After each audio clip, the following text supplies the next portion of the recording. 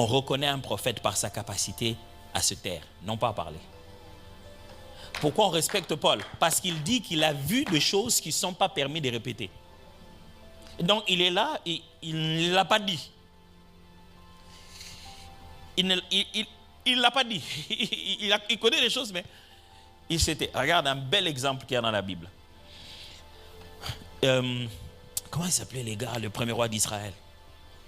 Saül. Saül s'est perdu à la recherche des ânesses. Bon, il est allé chercher les ânesses de son père qui était perdu.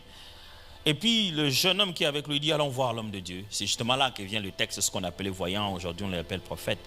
Ils vont, ils se rendent compte que Samuel les attendait. Il les attendait tellement. Vous imaginez, il les attendait tellement que sa capacité prophétique a influencé la cuisine.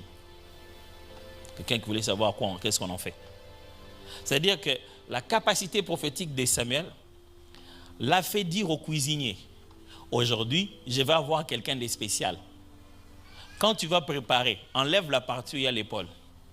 Quand cette personne-là viendra, je te dirai qu'il faut manger avec lui ça, cette partie. Parce que c'est symbolique, c'est la partie qu'on donne au roi. Avant à la cuisine. Hein. Et il a invité les gens, ils sont venus pour manger et tout ça là. Quand Saül arrive, il dit viens. Et puis il va dire au cuisinier, la partie que je t'avais dit là, est-ce que tu peux préparer de façon prophétique?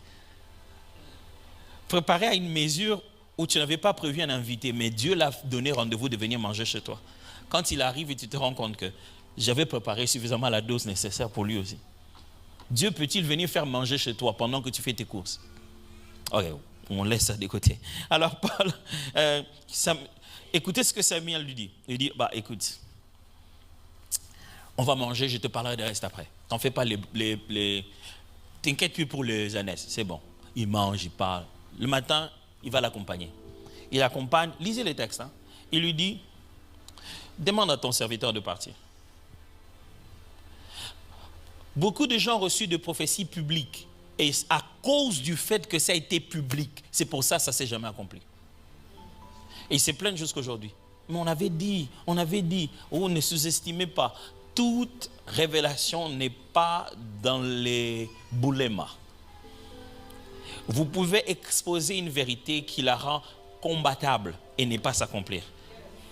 Ok, ça c'est une chose que je n'ai pas le temps de vous expliquer. Mais qu'est-ce qui se passe? Il se passe qu'il lui dit, dis au jeune homme de partir. Il demande au serviteur de s'éloigner un peu.